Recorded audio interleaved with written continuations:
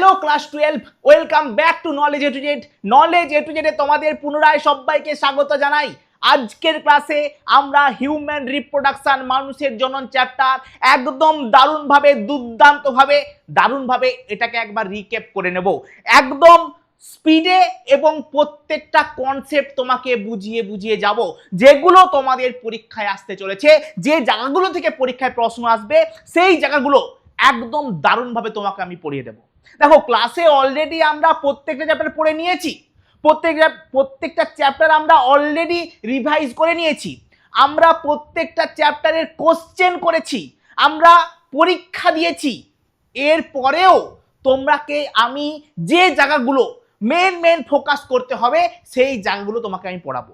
যারা ভাবছো স্যার আমার কিচ্ছু পড়া হয়নি, আমি বলছি এই ক্লাসটা দেখো, এখান থেকে একটা নাম্বারও বাদ যাবে না, এখান থেকে তোমার একটা নাম্বারও বাদ যাবে না, এটুকু আমার গ্যারান্টি, এটুকু তোমাদের মাস্টারের গ্যারান্টি। তো চলো, আমি তোমাদের কৃষ্ণেন্দু স্যার আজকে তোমাদের মানুষের জনন চ্যাপ্টারটা একদম দারুণভাবে দুর্দান্তভাবে তোমার মাথায় সেট করার দায়িত্ব নিয়ে নিয়েছি। তো চলো শুরু করা যাক ক্রিয়াকর্ম। এই চ্যাপ্টারের প্রথম যে অংশটা রয়েছে সেটা হচ্ছে মেল রিপ্রোডাক্টিভ সিস্টেম। এই মেল রিপ্রোডাক্টিভ সিস্টেম অনেকের মাথায় ঢুকে না, কি হয় স্যার বুঝতে পারি না, পরপর কি আছে বুঝতে পারি না। আমি বলছি এরপরে আর তুমি ভুলতে পারবে না, চাইলেও ভুলতে পারবে না, এটুকু গ্যারান্টি দিচ্ছি। চলো, মেল রিপ্রোডাক্টিভ সিস্টেমকে যদি আমরা অ্যাট এ গ্ল্যান্স দেখি তাহলে ব্যাপারটা এইরকম হয়। এখানে কিছু নেই, এই কয়েকটা টপিক আমাদেরকে পড়তে হয়। সবার প্রথমে আসি, মেল রিপ্রোডাক্টিভ সিস্টেমে কি আছে স্যার, এখানে আছেটা কি। দেখো, মেল রিপ্রোডাক্টিভ সিস্টেম মানে স্যার আমি যদি বলি তোমাকে দুম করে যে বাবু মেল রিপ্রোডাক্টিভ সিস্টেম মানুষের ছেলেদের জননতন্ত্র, মানে তুমি কি বলবে? তুমি বলবে স্যার, যদি তুমি টুকটাক পড়ে থাকো, ঠিক আছে, 10 যদি ভালো করে পড়ো তাহলে তুমি বলবে স্যার শুক্রাশয়। যদি বলো যে স্যার আমি কিচ্ছু পড়িনি তাহলে তুমি বলবে কি না পেনিস, একদম তুমি বলে পেনিস, ঠিক আছে, এটুকু আমি গ্যারান্টি দিতে পারি। চলো আজকে তোমার ধারণা আমি ক্লিয়ার করে দেবো। দেখো বাবু, মেল রিপ্রোডাক্টিভ সিস্টেম শুধু পেনিস নিয়েও তৈরি হয় না, শুধু শুক্রাশয় নিয়েও তৈরি হয় না, এর ভেতরে আরো কিছু মালপত্র আছে যেগুলো আমাদেরকে পড়তে হবে। সবার আগে আসো শুক্রাশয়ের কোথায়, যেখানে শুক্রাণু উৎপন্ন হয়। কি হয় স্যার? যেখানে শুক্রাণু উৎপন্ন হয় সেটা হচ্ছে এটা হচ্ছে স্যার আমাদের শুক্রাশয়, যেখানে কি হয় স্যার? শুক্রাণু উৎপন্ন হয়। ঠিক আছে, এই শুক্রাণু উৎপন্ন হয়ে কোথায় যায় স্যার? শুক্রাণু উৎপন্ন হয়ে এই যে সবুজ কালারের জিনিসটা দেখতে পাচ্ছ, এই যে সবুজ কালারের যেটা জিনিসটা দেখতে পাচ্ছ ওর নাম এপিডিডাইমিস, ওই এপিডিডাইমিসে যায়।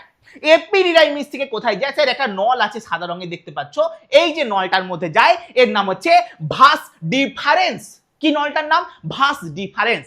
তাহলে স্যার শুক্রাণু উৎপন্ন হলো, শুক্রাণু উৎপন্ন হয়ে এপিডিডাইমিস থেকে ভাস ডিফারেন্স। এই ভাস ডিফারেন্সটা আমাদের গোবিনীর সাথে, মানে এই যে নালটা দেখতে পাচ্ছেন এটা গোবিনী, ওগুলা কি করে স্যার? বৃক্ক থেকে উৎপন্ন যে মূত্র, ঠিক আছে, সেগুলো মূত্রথলিতে জমা করে। ঠিক আছে, এই যে নলগুলো কি করে? মূত্রথলিতে মূত্র জমা করে, ওকে একটা পাক দিয়ে এসে নিচের দিকে আসে, ঠিক আছে, নিচের দিকে এসে ও বেটা কোথায় মিশেছে না মূত্রনালীতে মিশেছে। এখান দিয়ে মূত্রথলি, এখান দিয়ে কি হয় স্যার? এটা হচ্ছে মূত্রনালী, এখান দিয়ে মূত্র বেরিয়ে যায়।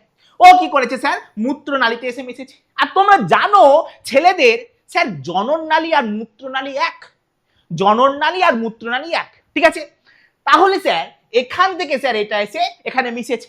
এবার যখন মিশেছে তারপরে 3টা গ্ল্যান্ড আছে যারা বাবু ভরে ওর ভেতরে সব জিনিসপত্র ঢুকিয়েছে। যেমন সবার প্রথমে একটা গ্ল্যান্ডকে তোমরা দেখতে পাচ্ছ যার নাম সেমিনাল ভেসিকেল। এই সেমিনাল ভেসিকেল কি করে না ওর ভেতরে ফ্রুক্টোজ দেয়, ওর ভেতরে কি করে না ফ্রুক্টোজকে দেয়। এই যে আমি এখানে লিখে দিয়েছি, এখানে সমস্ত কিছু লেখা আছে, স্ক্রিনশট নিয়ে নেবে। এর ভেতরে কি দেয় স্যার? ফ্রুক্টোজ দেয়, যেটা কি করে না পুষ্টি দেয় শুক্রাণুকে। দেখো, শুক্রাণুকে এখান থেকে বেরিয়ে বাবু স্ত্রী জননতন্ত্রে ঢুকতে হবে, তোমরা স্যার আমার তো এখনো বিয়ে হয়নি, স্ত্রী জননতন্ত্র, আরে ভাই কোনোদিন তো হবে, তার জন্যই তো শুক্রাণু তৈরি হয়েছে, তাই না? তো ভাই তার জন্য কি করতে হবে? শুক্রাণুকে অনেক দূর যেতে হবে, খাবার দরকার, তো কে দেবে স্যার? সেমিনাল ভেসিকেল থেকে উৎপন্ন ফ্লুইড, ঠিক আছে, সেমিনাল ফ্লুইড যেটা আছে সে কি করবে? ফ্রুক্টোজ দেবে ওকে, ঠিক আছে, এখানে প্রচুর পরিমাণে ফ্রুক্টোজ ঢুকিয়ে দেবে এর ভেতরে, যখন যাবে ফ্রুক্টোজ ওকে দিয়ে দেবে, যাও, ঠিক আছে। তো ফ্রুক্টোজ নিয়ে এখানে যে পৌঁছে গেল, এখানে আরেকটা গ্ল্যান্ড আছে যার নাম, এখানে যে গ্ল্যান্ডটা আছে যার নাম হচ্ছে প্রোস্টেট গ্ল্যান্ড। এই প্রোস্টেট গ্ল্যান্ড ও কি করবে, ওকে একটা ক্ষমতা দেবে, ওকে একটা ক্ষমতা দেবে যাতে যাতে কোনো অ্যাসিডিক নেচার বা অ্যাসিডিক পদার্থ ওকে যাতে না ধ্বংস করে দিতে পারে। ঠিক আছে, ও কি করে, একটা বেসিক টাইপের জিনিস হয়। ঠিক আছে, ও কি করে না, এখান দিয়ে সবসময় মূত্র যাচ্ছে, তো সবসময় মূত্র যাচ্ছে, এবার মূত্র যাওয়ার সময় কি হচ্ছে, জিনিসটাকে অ্যাসিডিক করে দিচ্ছে, ওই জন্য কি হয়, বেসিক হয়। ও কি করে না, ওই ব্যাপারটাকে ক্লিয়ার করে দিতে পারে। ঠিক আছে, এটা কি করে না স্যার, এই যে মানুষের শুক্রাণুকে সচল রাখে এবং অম্লত্ব নিয়ন্ত্রণ করে। ঠিক আছে, অম্লত্ব নিয়ন্ত্রণ করে। তারপরে ছোট্ট ছোট্ট চুটকে চুটকে দুটো গ্ল্যান্ড দেখতে পাচ্ছ, যার নাম কাউপার্স গ্ল্যান্ড। ঠিক আছে, যার নাম হচ্ছে কাউপার্স গ্ল্যান্ড। ওরা কি করে স্যার, ওরা খুব ভালো করে আমি তোমাকে শেখাতে এসেছি বস, একদম আমি দেশি ভাষায় কথা বলি, তোমাদেরকে আমি ক্লাসেও যখন পড়িয়েছি একদম দেশি ভাষায় কথা বলেছি, কোনো ভেতরের ভাষা নয়, কোনো সায়েন্টিফিক ভাষা নয়, তোমাদেরকে বোঝানো আমার দরকার, তোমাদের বোঝানো নিয়ে কথা। তাতে আমাকে যদি দেশি ভাষা বলতে হয় তো আমি বলতে বাধ্য, আমি বলবো, হাজারবার বলবো। ঠিক আছে, তো বস এখান দিয়ে এই দুটো গ্ল্যান্ড দেখতে পাচ্ছ, এর নাম হচ্ছে কাউপার্স গ্ল্যান্ড। এরা কি করে বলো তো, তোমরা ছেলেরা খুব ভালো করে ওই জিনিসটাকে ফিল করতে পারবে। যখন পেনিস কি হয় না, ইরেক্ট হয়ে যায়, মানে সোজা হয়ে যায়। ঠিক আছে, সোজা হয়ে যায়, পেনিস যখন ইরেক্ট হয় সোজা হওয়ার জন্য, কিসের জন্য স্যার, সোজা হয়ে যায় যখন, মানে যখন যেটাকে বলা হয় জননের ইচ্ছা জাগে, তো পেনিস ইরেক্ট হয়ে যায়। দেখবে পেনিসের উপর দিয়ে একটা পেনিস থেকে একটা মানে তরল বেরিয়ে আসে। ঠিক আছে, চটচটে একটা তরল বেরিয়ে আসে। হ্যাঁ, ওটা কি করে না, একটা হড়হড়ে টাইপের, উপরটাকে হড়হড়ে করে দেয়। ওটা হচ্ছে এই গ্রন্থিগুলোর কাজ। স্যার ওটা কি করে পেনিসের ওপর যেটা হচ্ছে এই যে উঁচু অংশটা, ওকে বলা হয় গ্ল্যান্স পেনিস, ওকে কি করে না হড়হড়ে করে দেয়। কি করে না হড়হড়ে করে দেয়, ফলে কি হয় না, প্রজননের সময় সুবিধা হয়। ঠিক আছে, প্রজননের জন্য সুবিধা হয়। এটা কিন্তু পরীক্ষায় আসার চান্স আছে। ঠিক আছে, একদম দেশি ভাষায় বুঝে গেছো, আর নিশ্চয়ই কোনো সমস্যা হবে না, এটুকু আমি জানি। ঠিক আছে স্যার, তার মানে স্যার তিনটা গ্ল্যান্ডের পদার্থ এসে মিশে গেল। ঠিক আছে, তিনটা গ্ল্যান্ডের পদার্থ কার সাথে মিশলো স্যার, শুক্রাণুর সাথে মিশে গেল, স্পার্মের সাথে তিনটে গ্ল্যান্ডের পদার্থ মিশে গেল। এই তিনটে গ্ল্যান্ডের পদার্থকে একসাথে বলা হয় সেমিনাল প্লাজমা। তিনটে গ্ল্যান্ডের পদার্থকে একসাথে বলা হয় সেমিনাল প্লাজমা। মাথায় ঢুকে নাও, শুধু সেমিনাল ভেসিকেলের যে পদার্থ তাকে সেমিনাল প্লাজমা বলে না, এই তিনটা গ্ল্যান্ডের পদার্থকে একসাথে সেমিনাল প্লাজমা বলা হয়। সেমিনাল প্লাজমা প্লাস স্পার্ম দুটোকে একসাথে বলা হয় সিমেন। ঠিক আছে, দুটোকে একসাথে বলা হয় সিমেন হয়ে এখান দিয়ে বেরিয়ে গেল। ব্যাস, এই হচ্ছে আমাদের পুরুষদের জননতন্ত্র, এতটাই সোজা। এইবারে বস এই জায়গাটা একটা কথা বলি, এখানে যে ক্যানেলটা দেখতে পাচ্ছ, যে ক্যানেল দিয়ে কি গেছে, আমাদের ভাঁজ ডিফারেন্স গেছে, ওই যে ক্যানেলটা, ওর নাম হচ্ছে ইঙ্গুইনাল ক্যানেল। ওই ইঙ্গুইনাল ক্যানেল দিয়ে কি গেছে না, ওর একটা ইতিহাস আছে। যখন তুমি জন্মেছিলে তখন তোমার শুক্রাশয়টা তোমার স্কোটামের ভেতরে ছিল না। হ্যাঁ, স্কোটামের ভিতরে থাকে কেন, যাতে আমাদের শুক্রাণু ঠিকঠাকভাবে উৎপন্ন হতে পারে। শুক্রাণু উৎপন্ন হওয়ার জন্য আমাদের দেহের টেম্পারেচার থেকে কম টেম্পারেচার দরকার পড়ে, ওই জন্য কি হয় না, ওটা ঝুলতে থাকে। ঠিক আছে স্যার, ওই জন্য শীতকালে কি ওটা গুটিয়ে যায়, ফলে দেহের সাথে অ্যাড হয়ে যায়, ফলে একটু বেশি টেম্পারেচার পায়। ওভারঅল ওর একটা কনস্ট্যান্ট টেম্পারেচারের দরকার। ঠিক আছে, ওই জন্য ও ঝুল থাকে, ওরকম ব্যাপার। তো ওর ভেতরে ছিল না তোমার ভ্রূণ অবস্থায়, ওটা কি ছিল, আমাদের উদর গহরে ছিল। ঠিক আছে, উদর গহরে ছিল। এবারে ওটা কি হচ্ছে, ক্যানেল দিয়ে নেমে গেছে। এইবারে দেখবে যখন যারা জিম করে তারা কি একটা মোটা বেল্ট পরে, তাই না, যে যখন কেউ ভারী বোঝা তোলে একটা পিঠে একটা কোমরে ভালো করে বেঁধে নেয়। কেন বাঁধে বলো তো, তুমি ভাববে স্যার সাপোর্ট পাওয়ার জন্য। হ্যাঁ, 1 নম্বর সাপোর্ট পাওয়ার জন্য। 2 নম্বর, এই যে ইঙ্গুইনাল ক্যানেল দিয়ে নেমেছে শুক্রাশয়টা, ওখানে সাপোজ ধরো তুমি প্রচুর মাল তুলছো, কিংবা জিমে তুমি খুব ভারী জিনিস তুলছো, তখন কি হবে না, আমাদের পৌষ্টিকতন্ত্রের কিছু পার্ট যদি এই ক্যানেলের ভেতরে ঢুকে যায়, তাকে বলা হয় ইঙ্গুইনাল হার্নিয়া থেকে বাঁচা যায়। বোঝা গেছে, বুঝতে পেরেছো? এই হচ্ছে আমাদের টোটাল গল্প। আচ্ছা, পেনিসের ওপরে একটা কথা বলে দেই। কি বলবো স্যার, এই যে পেনিস দেখতে পাচ্ছ, ওখানে 2 ধরনের পেশি আছে। ঠিক আছে, একটা হচ্ছে স্যার এটা, ঠিক পেনিসের সাইডে দেখো, ইউরেথ্রা সাইডে, ইউরেথ্রা এটা স্যার ইউরেথ্রার সাইডে সাইডে একটা পেশি মতো আছে, একে বলা হয় কর্পোরা স্পঞ্জিওসাম। ওটা কি করে স্পঞ্জের মতো ও কি করে না ওকে ঘিরে রাখে। আর এর বাইরের দিকে যেটা দেখতে পাচ্ছ এটা হচ্ছে কর্পোরা ক্যাভার্নোসা। কর্পোরা ক্যাভার্নোসা কি করে ও ও ওর বাইরে থাকে। কি কাজটা দেখো, এর কাজ তো বাবু একে সুরক্ষিত করা। আর এর কাজটা কি, যখন পেনিস ইরেক্ট হয়, যখন পেনিসটা সোজা হওয়ার দরকার পড়ে তখন কি হয়, এই কর্পোরা ক্যাভার্নোসা এ বেটা শক্ত হয়ে যায়, ওর শক্ত হয়ে গিয়ে পেনিসকে ইরেক্ট করে দেয়। বুঝে গেছো? এখান থেকে তোমরা একদম 100% ক্লিয়ার নাকি আমাকে বলে দাও, কমেন্ট করে দাও। এরপরে আমরা এগিয়ে যাব। স্যার এই জায়গাটাকে একটু ভালো করে পড়ি। ওই জায়গাটাকে যদি তুমি ভালো করে পড়ো, তুমি যদি কুচ করে সোজাসুজি কেটে দাও তাহলে এরকম জিনিসটা দেখতে পাবে। স্যার ওই জিনিসটা কি কি দেখতে পাবে, সবার ওপরে একটা স্তর আছে যার নাম হচ্ছে টিউনিকা ভ্যাজাইনালিস। কি নাম স্যার? Tunica vaginalis. তার ঠিক নিচে তুমি দেখতে পাবে টিউনিকা অ্যালবুজিনিয়া। তার ঠিক নিচে দেখতে পাবে টিউনিকা অ্যালবুজিনিয়া। তার ঠিক নিচে তুমি দেখতে পাবে টিউনিকা ভাস্কুলারিস। তাহলে ভ্যাজাইনালিস, অ্যালবুজিনিয়া এবং ভাস্কুলারিস তিন ধরনের স্তর তুমি দেখতে পাচ্ছ। স্যার 1 নম্বর, 2 নম্বর, 3 নম্বর, তিনটে স্তর তুমি দেখতে পাচ্ছ। স্যার এরপরে কি আছে? স্যার এরপরে কি আছে বলে দিন। এরপরে তুমি দেখতে পাচ্ছ এখানে কিছু টিউব আছে, কি বলা হয় সেমিনিফেরাস টিবিউল। এই সেমিনিফেরাস টিবিউল থেকে স্যার সেমিনিফেরাস, তোমাকে একটা ট্রিক বলে দিই, ঠিক আছে? প্রো টিপ, এটা কোথাও পাবে না, আমি বলছি গোটা ইন্ডিয়ায় খুঁজে নাও, কোথাও পাবে না। স্যার সেমিনিফেরাস টিবিউল, লাস্টে কি আছে টিবিউল, তাহলে টিবিউলির একটি এই যে গেছে এইগুলোর নাম হচ্ছে টিবিউলির একটি। স্যার টিবিউলির একটির পরে স্যার রেকটি কি আছে স্যার? দেখো টিবিউলির রেকটি প্রথমে কি আছে রে, তাহলে এরপরে থাকবে রেটি টেস্টিস, এরপরে হবে রেটি টেস্টিস, এই জায়গাটার নাম হচ্ছে রেটি টেস্টিস। ঠিক আছে, তোমাকে কিন্তু মনেই করতে না, অটোমেটিক মনে চলে আসবে। এটা হচ্ছে রেটি টেস্টিস, এই পার্টগুলো হচ্ছে রেটি টেস্টিস। তারপরে এই যে পার্টটা এর নাম হচ্ছে ভাষা ইফারেন্সিয়া, ভেসে চলে যাচ্ছে, ভাষা ইফারেন্সিয়া, ভেসে ইজেক্ট হয়ে যাচ্ছে, ওই জন্য ভাষা ইফারেন্সিয়া।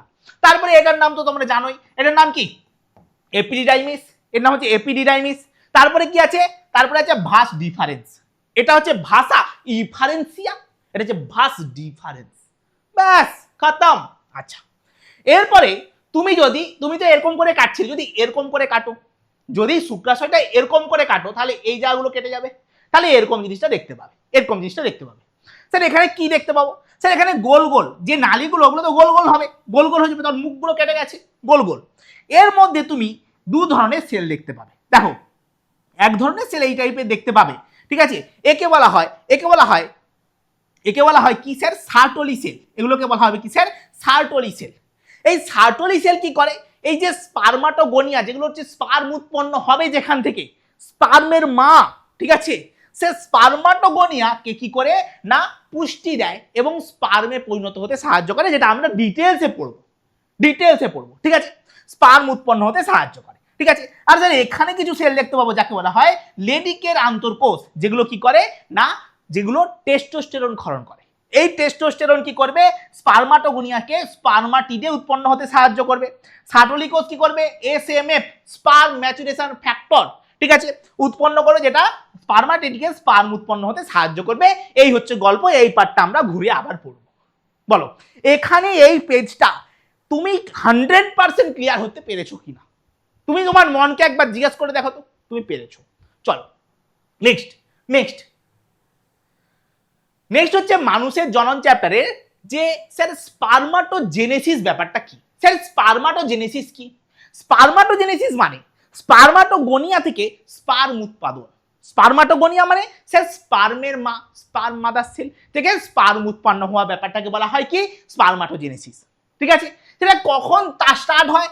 সব সময় এটা পিউবার্টিতে স্টার্ট হয়, সব সময় মনে রাখবে। ছেলেদের ক্ষেত্রে এটা পিউবার্টিতে স্টার্ট হয়, মেয়েদের ক্ষেত্রে এটা জন্ম থেকেই স্টার্ট হয়ে যায়, জন্মের আগে থেকে ভ্রূণ অবস্থায় স্টার্ট হয়ে যায়, ঠিক আছে? এটা পিউবার্টিতে স্টার্ট হয়। স্পার্মাটোজেনেসিস দুটো ভাগে ভাগ করতে পারবে, একটা হচ্ছে স্পার্মাটোসাইটোজেনেসিস আর স্পার্মিওজেনেসিস। স্পার্মাটোসাইটোজেনেসিস আর স্পার্মিওজেনেসিস কি? দেখো স্যার তুমি যদি এটা একটা সেমিনিফেরাস টিবিউল ধরো, এর ভেতরে কি আছে স্যার? স্পার্মাটোগোনিয়া, তুমি জানো এই স্পার্মাটোগনিয়াগুলো সবসময় মাইটোসিস কোষ বিভাজন করছে, মাইটোসিস কোষ বিভাজন করে করে করে করে এরকম অনেক কোষ উৎপন্ন করছে। এইবারে যখন টেস্টোস্টেরন উৎপন্ন শুরু হলো, মানে তুমি যখন যৌবনের দোরগোড়ায় পা দিলে টেস্টোস্টেরন উৎপন্ন শুরু হলো। এই টেস্টোস্টেরন কি করবে, এই এই যে আমাদের টুয়েন স্পার্মাটোগনিয়া ছিল ওকে কি করবে, একটু বড় সাইজ করবে এবং স্পার্মাটোসাইট উৎপন্ন করবে। ঠিক আছে, যাকে বলা হয় প্রাইমারি স্পার্মাটোসাইট। প্রাইমারি স্পার্মাটোসাইট উৎপন্ন করবে। কে তৈরি করলো? সে টেস্টোস্টেরন। ঠিক আছে, স্যার প্রাইমারি স্পার্মাটোসাইট উৎপন্ন হলো।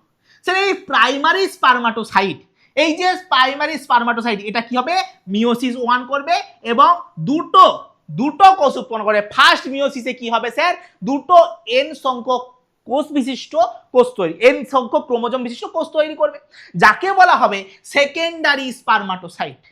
কি বলবো, সেকেন্ডারি স্পার্মাটোসাইট। এরপরে মিওসিস 2 করবে এবং কি হবে না এন এন এন এন তৈরি হবে। ঠিক আছে, ঠিক আছে, একে বলা হবে স্পার্মাটিড। তাহলে ফার্স্ট মিওসিসে স্পার্মাটোসাইট, সেকেন্ডারি স্পার্মাটোসাইট তৈরি হয়, সেকেন্ড মিওসিসে কি হয়, স্পার্মাটিড তৈরি হয়। এখান থেকে বাবু প্রশ্ন আসে, এখান থেকে প্রশ্ন আসে কোনটা এন কোনটা 2n। বাবু এই 1 ডিগ্রি স্পার্মাটোসাইট বা 1 ডিগ্রি স্পার্মাটোসাইট পর্যন্ত 2n হবে, বাকি সব n। ঠিক আছে, স্যার স্পার্মাটিড তৈরি হয়ে গেছে। স্যার স্পার্মাটিড থেকে এই যে প্রসেসটাকে বলা হয় স্পারমিওজেনেসিস, এর আগের প্রসেসটাকে বলা হয় স্পার্মাটোসাইটোজেনেসিস, এই প্রসেসটাকে বলা হয় স্পারমিওজেনেসিস। স্পারমিওজেনেসিস পরীক্ষার জন্য very very very very important. ঠিক আছে, একে বলা হয় স্পারমিওজেনেসিস। স্পারমিওজেনেসিস পদ্ধতি কি হয় না, স্পার্মাটিড থেকে স্পার্মাটোজোয়া বা স্পার্ম তৈরি হয়। আশা করি বুঝে গেছো। চলো, এই ব্যাপারটা স্যার বুঝে গেছি। ঠিক আছে, এরপরে স্যার এই যে গল্পটা, এটা গল্পটা কেন হয়, আমাদের শরীর বুঝে কি করে যে স্যার আমি যৌবনের এতে পা দেব, তাই না? আমাদের শরীর বুঝবে কি করে যে সে ছেলে এবার যৌবনে মানে ঠিক আছে পরিপক্ক হয়ে গেছে, কি করে বুঝবো আমাদের শরীর? তার জন্য আমাদের পুরোপুরি জয়ী আমাদের হাইপোথ্যালামাস কাকু। হাইপোথ্যালামাস কি করে, হাইপোথ্যালামাস টাইম মতো জিএনআরএইচ ক্ষরণ করে। জিএনআরএইচ গোনাডোট্রপিন রিলিজিং হরমোন ক্ষরণ করে। ওটা কি করে, পিটুইটারির অগ্রভাগকে উদ্দীপিত করে এবং দুটা হরমোন ক্ষরণ করে, একটা হচ্ছে এলএইচ, একটা হচ্ছে এফএসএইচ। এটা হচ্ছে এলএইচ, এটা হচ্ছে এফএসএইচ। এই এলএইচ কি করে, এলএইচ কি করে, লেডিকের আন্তঃকোষকে উদ্দীপিত করে এবং টেস্টোস্টেরন ক্ষরণ করে এবং যেটা স্পার্মাটোজেনেসিসকে উদ্দীপিত করে। কি করে স্যার, স্পার্মাটোজেনেসিসকে উদ্দীপিত করে। স্যার এফএসএইচ কি করে, এফএসএইচ সার্টোলি কোষকে উদ্দীপিত করে, যেটা এবিপি এসএমএফ। এবিপি মানে হচ্ছে এবিপি আনন্দ নয়, অ্যান্ড্রোজেন বাইন্ডিং প্রোটিন। এসএমএফ হচ্ছে স্পার্ম ম্যাচুরেশন ফ্যাক্টর উৎপন্ন করে এবং তার সাথে সাথে আরো একটা জিনিস তৈরি করে, ইনহিবিন।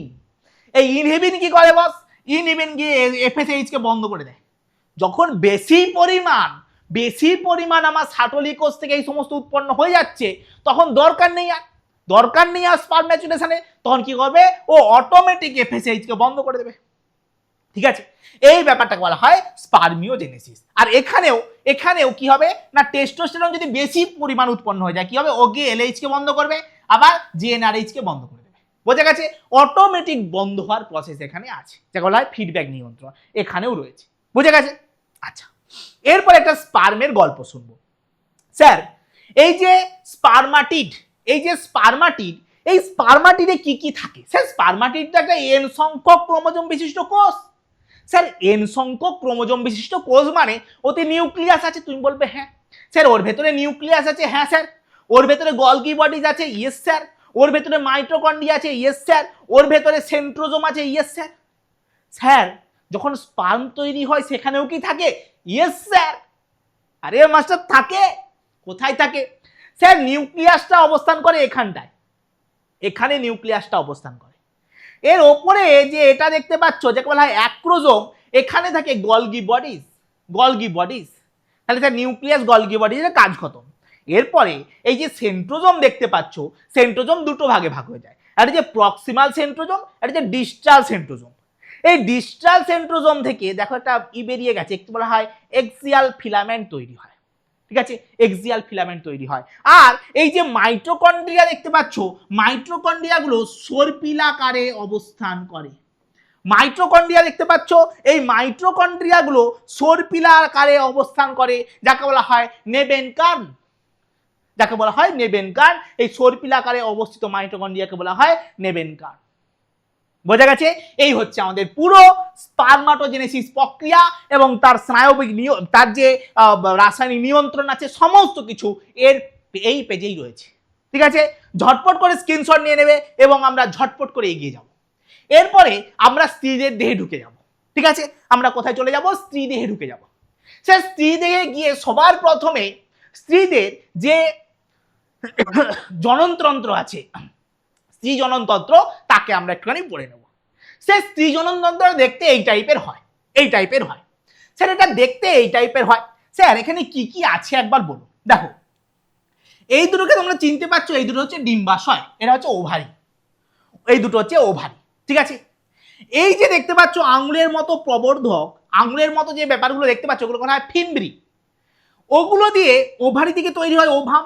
ওগুলো কি হয় না এই নালীর মাধ্যমে যায়। এই নালীটাকে বলা হয় ফ্যালোপিয়ান টিউব। এই ফ্যালোপিয়ান টিউবের তিনটে পার্ট আছে। একদম সবার ফার্স্ট পার্ট তাকে বলা হয় ইসথমাস। সবার প্রথম পার্ট এই পাশ থেকে দেখলে ফার্স্ট হচ্ছে ইসথমাস। ইসথমাসের সাথে থাকবে অ্যাম্পুলা। এই অ্যাম্পুলা পার্টটা খুব ইম্পর্টেন্ট, কারণ এই পার্টেই শুক্রাণু আর ডিম্বাণুর প্রথম দেখা হবে। ঠিক আছে, ওখানে ফার্স্ট শুক্রাণু ডিম্বাণুকে প্রপোজ করবে। কোথায়? এই অ্যাম্পুলা পার্টে, ওখানেই নিষেক হবে। বুঝতে পেরেছো? হ্যাঁ। তারপরে আছে ইনফান্ডিবুলাম। ঠিক আছে, তাহলে তিনটে পার্ট, ইসথমাস, অ্যাম্পুলা, ইনফান্ডিবুলাম, আর সামনের দিকের এই যে আঙুলের মতো প্রবর্ধক গুলো আছে বলা হয় ফিমব্রি। ওর কাজ হচ্ছে ডিম্বাণুকে ক্যাচ করে নেওয়া। ঠিক আছে, এই হচ্ছে গল্প। স্যার ডিম্বাণু তৈরি হয়ে গেল, গড়তে গড়তে গড়তে গড়তে এখানে যাবে। ঠিক আছে, এখানে যাবে। স্যার এখানে ভেতরের ব্যাপারটা কি বলুন। এই ওপরের অংশটাকে বলা হয় ফান্ডাস। ঠিক আছে, এই পুরোটা হচ্ছে জরায়ু, জরায়ু। ঠিক আছে, জরায়ুর কয়েকটা পার্ট আছে। স্যার ওপরের অংশটাকে বলা হয় ফান্ডাস, আর এই পার্টটাকে বলা হয় বডি। এই বডির যে লেয়ার, তিন ধরনের লেয়ার থাকে। একদম ভেতরে হচ্ছে এন্ডোমেট্রিয়াম, যেখানে কি হয় না ভ্রূণের রোপণ হয়। এটা হচ্ছে এন্ডোমেট্রিয়াম, যেটা সম্বন্ধে আমরা এর পরেও পড়বো। এটা হচ্ছে এন্ডোমেট্রিয়াম। এরপরে এখানে অনেক পেশি থাকে, যাকে বলা হয় মায়োমেট্রিয়াম। মায়ো মানে পেশি, মায়ো মানে সবসময় পেশি, এটুকু মাথায়। ঠিক আছে, এটা হচ্ছে মায়োমেট্রিয়াম। যখন বাচ্চা জন্মায় ওই জায়গার পেশিগুলোই কি করে না প্রেসার দেয়, বাচ্চা বাইরে বেরিয়ে আসে। ঠিক আছে, ওটা হচ্ছে মায়োমেট্রিয়াম। আর বাইরে যেটা দেখতে পাচ্ছ এটা হচ্ছে পেরিমেট্রিয়াম। পেরি মানে সবসময় বাইরে হয়। বোঝা গেছে? এরপরে স্যার এই যে পার্টটা দেখতে পাচ্ছি একে বলা হয় সার্ভিক্স। কি বলবো একে আমরা? সার্ভিক্স। এই ক্যানেলটাকে বলা হবে সার্ভাইকাল ক্যানেল। এই সার্ভাইকাল ক্যানেল আর নিচের দিকে যে পার্টটা দেখতে পাচ্ছি একে বলা হয় ভেজাইনা। সার্ভাইকাল ক্যানেল আর বাইরে নিচের দিকে যে পার্টটা দেখতে পাচ্ছি, নিচের দিকে যে ফাঁকা পার্টটা দেখতে পাচ্ছি বলা হয় ভেজাইনা। ঠিক আছে, একে বলা হয় স্যার এই পুরো পার্টটাকে বলা হয় ভেজাইনা। এই ভেজাইনা আর সার্ভাইকাল ক্যানেল এই দুটোকে বলা হয় একসাথে বার্থ ক্যানেল, কারণ ওখান দিয়েই বেবি বাইরে বেরিয়ে আসে। ওকে কি বলা হয়? বার্থ ক্যানেল। বোঝা গেছে? বোঝা গেছে? আজকে তোমরা অনেক প্রশ্নের উত্তর পেতে চলেছো। স্যার মেয়েদের তো এই সার্ভিক্স পার্টটা এত সরু, তাহলে ওখান থেকে একটা বেবি বেরিয়ে আছে কি করে, তাই না?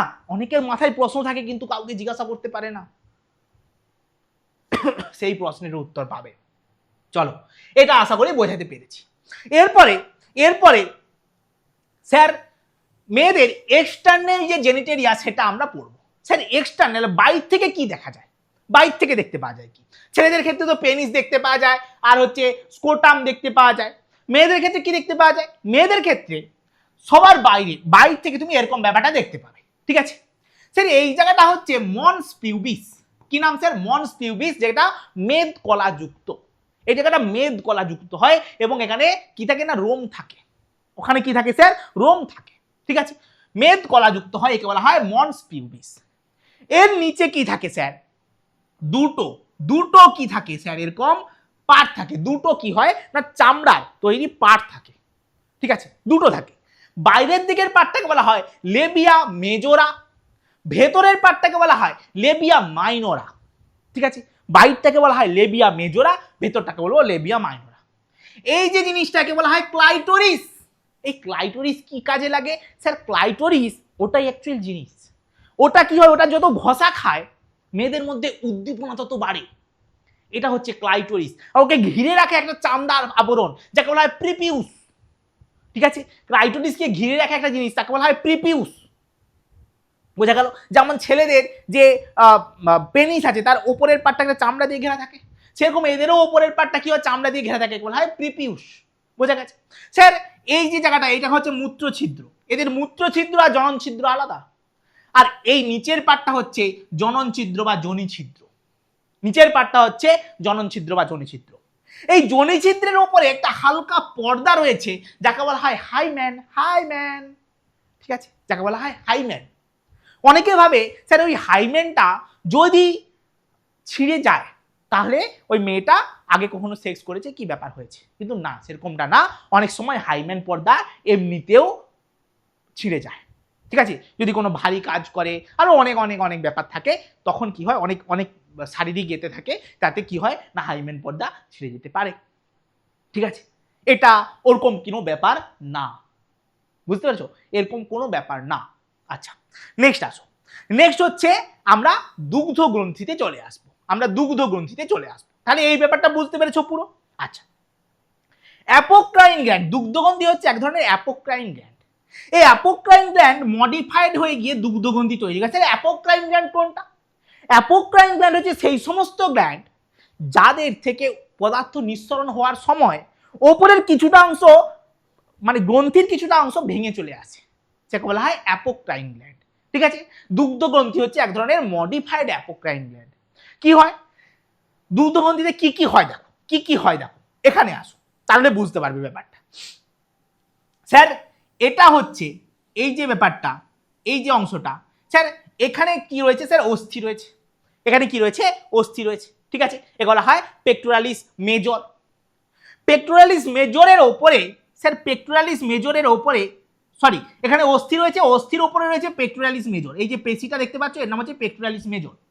এই পেক্টোরালিস মেজরের ওপরে কি রয়েছে? আমাদের কি স্তন গ্রন্থিটা রয়েছে। ঠিক আছে স্যার, এর ভেতরে কি আছে? এর ভেতরে স্যার এই টাইপের জিনিসপত্র আছে। এরকম কি আছে? এরকম টাইপের জিনিসপত্র আছে। এগুলো বলা হয়, এই যে পুরো ব্যাপারটাকে বলা হয় মেমোরি লোব। ঠিক আছে, কি বলবো? মেমোরি লোব বলবো। 15 থেকে 20 পিস থাকে মেমোরি লোব। আর এর ভেতরে যে অংশগুলো দেখতে পাচ্ছ, এগুলো বলা হয় একটা মেমোরি লোবিউল। ঠিক আছে, একটা মেমোরি লোবিউল বলা হয়। স্যার এর ভেতরে কি থাকে? স্যার এই লোবের ভেতরে এই টাইপের জিনিস থাকে, এই টাইপের জিনিস থাকে, যেগুলো বলা হয় অ্যালভিওলাই। কি বলবো স্যার? অ্যালভিওলাই। ঠিক আছে, এই কি বলবো স্যার? অ্যালভিওলাই। এখানে পয়েন্টিং করা নেই না, এখানে পয়েন্টিং করা নেই মনে হয়। ঠিক আছে, আলাদা করে অ্যালভিওলাই এঁকে দিয়েছি। ঠিক আছে, একে বলবো অ্যালভিওলাই। অ্যালভিওলাইয়ের ঠিক আগে একটা ডাক্ট আছে, একটা ডাক্ট রয়েছে, দেখো একটা ডাক্ট রয়েছে। অ্যালভিওলাইয়ের ঠিক আগে একটা ডাক্ট রয়েছে, তাকে বলা হয় মেমারি টিবিউল। কি বলবো? মেমারি টিবিউল। কি হয় অ্যালভিওলাই থেকে? স্যার অ্যালভিওলাই থেকে দুগ্ধ উৎপন্ন হয়ে ওই মেমারি টিবিউলের মাধ্যমে, মেমারি টিবিউলের মাধ্যমে মেমারি ডাক্টে আসে, মেমারি ডাক্টে আসে। ঠিক আছে, মেমারি ডাক্ট, এই যে ডাক্টটা দেখতে পাচ্ছ, এর নাম হচ্ছে মেমারি ডাক্ট। দিয়ে এই জায়গাটা হচ্ছে অ্যাম্পুলা, এই জায়গাটায় কি থাকে? জমা থাকে কিছুটা। তারপরে কি হয়? এই যে পার্টটা, এই যে আবার নালীটা দেখতে পাচ্ছ, একে বলা হয় ল্যাক্টিফেরাস ডাক্ট। ঠিক আছে, একে বলা হয় ল্যাক্টিফেরাস ডাক্ট। তারপরে হচ্ছে নিপিল। তাহলে স্যার কি ব্যাপারটা হলো পরপর? যদি আমরা পুরোপুরি দেখতে যাই, সবার ফার্স্ট হচ্ছে অ্যালভিওলাই, সবার ফার্স্ট হচ্ছে অ্যালভিওলাই। অ্যালভিওলাই থেকে কোথায় আসছে? মেমারি টিবিউলে আসছে। মেমারি টিবিউল থেকে আসছে Memari duct, Memari duct. Memari duct থেকে মেমারি অ্যাম্পুলা বলতে পারো, নাও বলতে পারো, বা অ্যাম্পুলা বলে দেবে, মেমারি অ্যাম্পুলা। অ্যাম্পুলা থেকে আসছে ল্যাক্টিফেরাস ডাক্ট, সেখান থেকে নিপিলের মাধ্যমে বেরিয়ে যাচ্ছে। এই হচ্ছে আমাদের টোটাল ব্যাপার। এটা পরীক্ষায় আসতে পারে যে পরপর পরপর কি আছে। এইবারে এই যে আমরা যে অ্যালভিওলাই দেখতে পাচ্ছি, আমরা যে অ্যালভিওলাই দেখতে পাচ্ছি, এর এর স্যার এর দু ধরনের কোষ থাকে। একটা হচ্ছে স্যার বাইরের দিকের কোষ, এটা হচ্ছে বাইরের দিকের কোষ, এটা হচ্ছে ভেতরের দিকের কোষ। বাইরের দিকের কোষটাকে বলা হয় মায়ো এপিথেলিয়াল কোষ, আর ভেতরের দিকে বলা হয় এপিথেলিয়াল কোষ। ভেতরের দিকের গুলো বলা হয় এপিথেলিয়াল কোষ। এই যে এপিথেলিয়াল কোষ, এরা কি করে? এরা দুগ্ধ উৎপাদন করে। ঠিক আছে, দুগ্ধ উৎপাদন করে। আর মায়ো এপিথেলিয়াল কোষ কি করে? মায়ো মানে পেশি, ওগুলোকে চাপ দিয়ে দুগ্ধকে বাইরে বের করে দেবে। চাপ দিয়ে দুগ্ধ নিঃসরণে সাহায্য করে। ডান। তাহলে পুরো ব্যাপারটা তোমরা বুঝতে পারলে কিনা বলো? পুরো ব্যাপারটা বুঝতে পেরেছো? আচ্ছা, এখানে মেমারি অ্যালভিওলাই লেখা আছে, মেমারি অ্যালভিওলাই লেখা আছে, ব্যাস বুঝে গেছো পুরোপুরি ব্যাপারটা। চলো নেক্সট আমরা পড়বো স্যার কিভাবে দুগ্ধ ক্ষরণ হয়। দুগ্ধ ক্ষরণ কিভাবে, ব্যাপারটা হচ্ছে ওটা অনেক লাস্টে আছে, যেহেতু এখানে এসেছে ব্যাপারটা তাহলে আমরা শেষ করে দেবো একে আমরা, ঠিক আছে, এখানেই খতম করে দেবো। দুগ্ধ ক্ষরণ কিভাবে হয় দেখো, একটা বাচ্চা মানে জন্মের পরে যখন দুগ্ধ খায়, ঠিক আছে, যখন দুগ্ধ খেতে শুরু করে মানে নিপিলে ধরে, বাচ্চা যখন একটা নিপিলটা ধরে তখন কি হয়, একটা রিফ্লেক্স কোথায় যায়, মায়ের মাথাতে যায়। মায়ের মাথাতে গেলে মায়ের মাথার যে হাইপোথ্যালামাস আছে সেখান থেকে পিআরএইচ ক্ষরণ হয়, প্রোল্যাকটিন রিলিজিং হরমোন। এই প্রোল্যাকটিন রিলিজিং হরমোন কি করে স্যার না, অগ্রপিটুইটারি থেকে প্রোল্যাকটিন হরমোন ক্ষরণ করা হয়। এই প্রোল্যাকটিন হরমোন কি করে না, এপিথেলিয়াল কোষে গিয়ে কি করে না, দুগ্ধ উৎপাদনে সাহায্য করে, ঠিক আছে, দুগ্ধ উৎপাদনে সাহায্য করে। আর পশ্চাৎ পিরিয়ডের দিকে ক্ষরণ হয় অক্সিটোসিন, যেটা কি করে মায়ো এপিথেলিয়াল কোষে ওকে প্রেসার দিয়ে দুগ্ধ ক্ষরণে সাহায্য করে। তাহলে উৎপাদন করছে কে স্যার, প্রোল্যাকটিন, ক্ষরণ করছে কে স্যার, অক্সিটোসিন, ঠিক আছে, বুঝে গেছো? চলো, একে বলা হয় মিল্ক ইজেকশন হরমোন, ঠিক আছে, যেটা ক্ষরণ করতে সাহায্য করে, ঠিক আছে। আচ্ছা, এরপরে মিল্কের কম্পোজিশন আছে, তোমরা পড়তেও পারো নাও পড়তে পারো, তাও আমি টুকটাক বলে দিয়েছি। মিল্কের সুগার, ল্যাকটোজ সুগার থাকে, ঠিক আছে, কেসিন থাকে এতে, ঠিক আছে, এই হচ্ছে ব্যাপার। এইবারে আসো উজেনেসিসে আসো। উজেনেসিস মানে কি স্যার? উজেনেসিস মানে হচ্ছে উগোনিয়াম থেকে আমাদের ডিম্বাণু তৈরি হওয়ার যে প্রসেস, তাকে বলবো উজেনেসিস। সেটা কিভাবে হয় দেখো, নর্মালি যখন একটা মেয়ে জন্মায় তার জন্মানোর আগে মানে অর্থাৎ ভ্রূণ অবস্থায় তার কি হয় না, এই প্রাইমোডিয়াল ফলিকল তৈরি হওয়া শুরু হয়ে যায়, প্রাইমোডিয়াল ফলিকল তৈরি হয়ে যায়, পুরো রেডি, ঠিক আছে। স্যার তাহলে তুমি এক্ষুনি বলবে যে স্যার তাহলে জন্মের পর থেকেই কেন একটা মেয়ে প্রজনন করতে পারে না? আরে বস, আমাদের প্রকৃতি আমাদেরকে সৃষ্টি করেছে মানে কিছু তো ব্যাপার আছে। প্রাইমোডিয়াল ফলিকল আছে একটা মেয়ের দেহে, কিন্তু সেটা পরিণত হবে না, সেটা একটা স্টেজে আছে, ঠিক আছে। এরপরে যখন আমাদের মাথার মনে হলো যে এইবারে কি করতে হবে না, ডিম্ব নিঃসরণ শুরু করতে হবে, মানে I am ready, my body is ready, আমার বডি পুরোপুরি তৈরি, তখন মাথা কি করবে, মাথার যে হাইপোথ্যালামাস সে জিএনআরএইচ হরমোন ক্ষরণ শুরু করবে। সেই জিএনআরএইচ হরমোন দু ধরনের হয়, একটা হচ্ছে এফএসএইচ, একটা হচ্ছে এলএইচ। ওই এফএসএইচ হরমোন যখন ক্ষরণ হবে এই প্রাইমোডিয়াল ফলিকল বড় হতে শুরু হবে, এই ছোট্ট ছোট্ট পায়ে বড় হতে শুরু করবে একটা প্রাইমোডিয়াল ফলিকল। এই প্রাইমোডিয়াল ফলিকল যখন বড় হতে শুরু করবে এটা কেমন দেখতে হয় স্যার, এর ভেতরে এই গুগোনিয়াম তো সব টুয়েন ছিল স্যার, এই প্রাইমোডিয়াল ইউট্রিকল তো সব স্যার, এই যে প্রাইমোডিয়াল ফলিকল এটা তো সব টুয়েন ছিল, এই টুয়েন স্যার এর ভেতরেও টুয়েন থাকবে, এর বাইরের দিকে কিছু কোষ এসে উপস্থিত হবে যাকে বলা হয় গ্রানুলোসা সেল। এই গ্রানুলোসা সেল কি করবে না, ইস্ট্রোজেন ক্ষরণ করবে, আর ওই ইস্ট্রোজেন কি করবে না, গৌণ যৌন বৈশিষ্ট্য নিয়ন্ত্রণ করবে।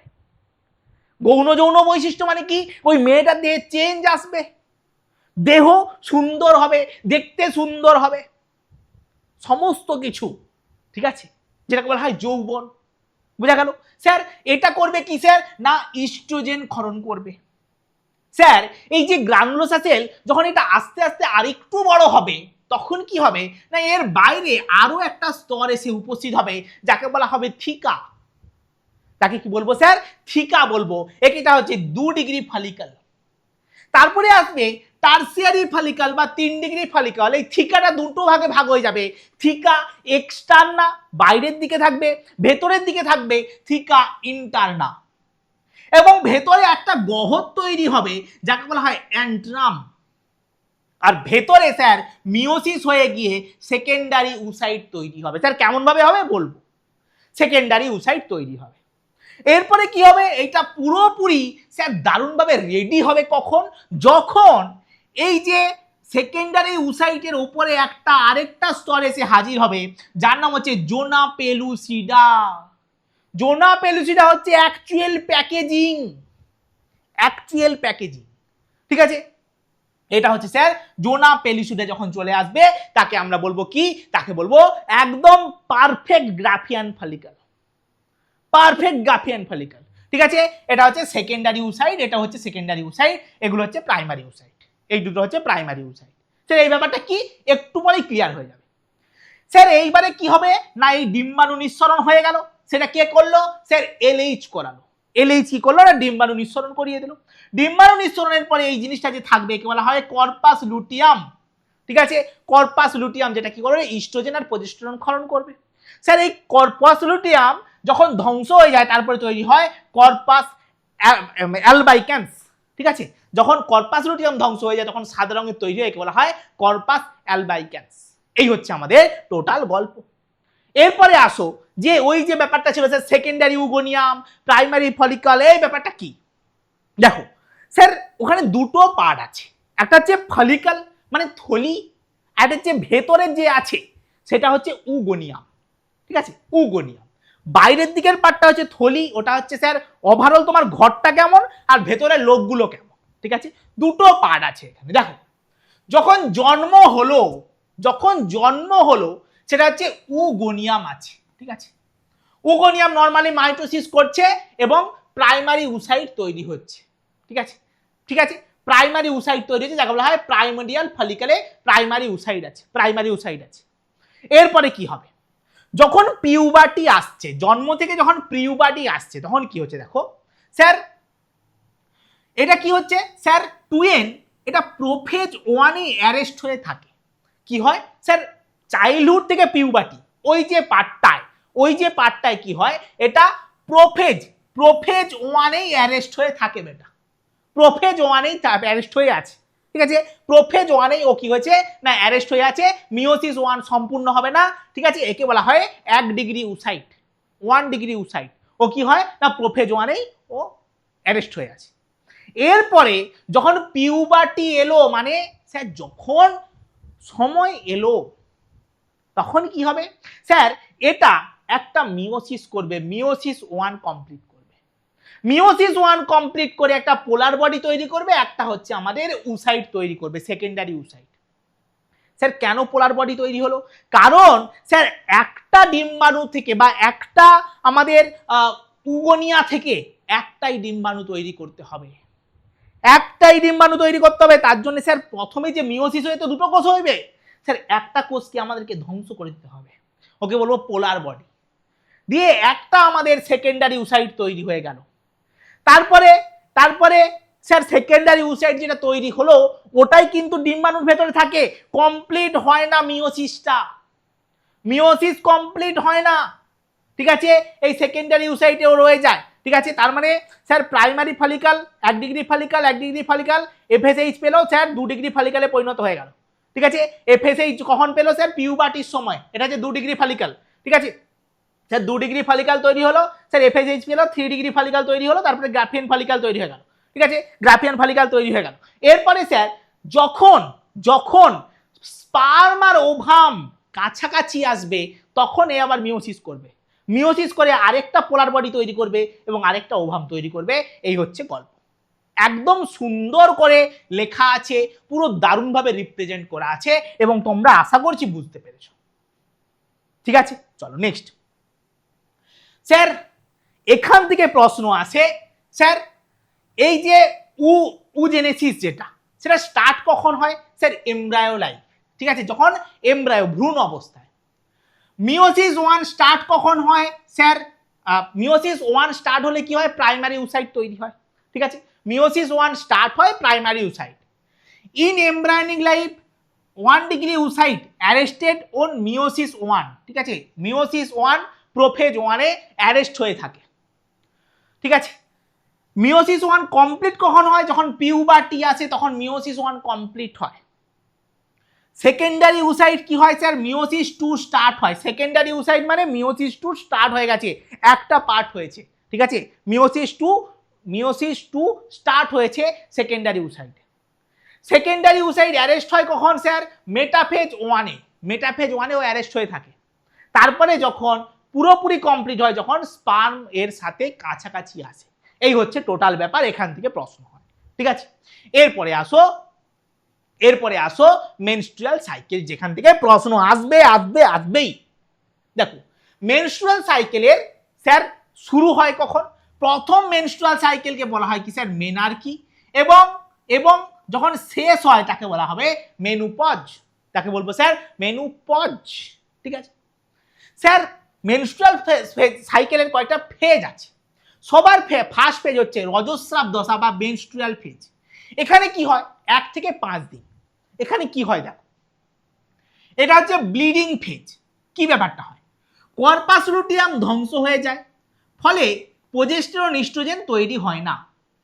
প্রোজেস্টেরন ইস্ট্রোজেন তৈরি না হওয়ার পরে এন্ডোমেট্রিয়াম ব্রেক হয়ে যায়, যেটা কি করে? ব্লাড তৈরি করে, এবং যেটা কি হয় না, ব্লাড কামস আউট, ব্লাড বেরিয়ে আসে। ঠিক আছে, ব্লাড বেরিয়ে আসে। ঠিক আছে, এটা হচ্ছে আমাদের মেনস্ট্রুয়াল ফেজ। ঠিক আছে, এরপরে আসবে প্রলিফারেটিভ ফেজ বা ফলিকুলার ফেজ। 6 থেকে 13 দিন। এই সময় কি হয়? এফএসএইচ এর পরিমাণ বাড়ে। এফএসএইচ এর পরিমাণ বাড়লে কি হবে? যে উগোনিয়ামগুলো ছিল, এই উগোনিয়ামের মধ্যে বা যে প্রাইমোডিয়াল ফলিকলগুলো ছিল, এই প্রাইমোডিয়াল ফলিকলগুলো এফএসএইচ পেল। এইবারে ওই প্রাইমোডিয়াল ফলিকলগুলো একটা যে বড় হচ্ছে, ব্যাপারটা আবার গল্প আছে। অনেকগুলো এফএসএইচ পেয়ে অনেকগুলো প্রাইমোডিয়াল ফলিকল বড় হতে শুরু করবে।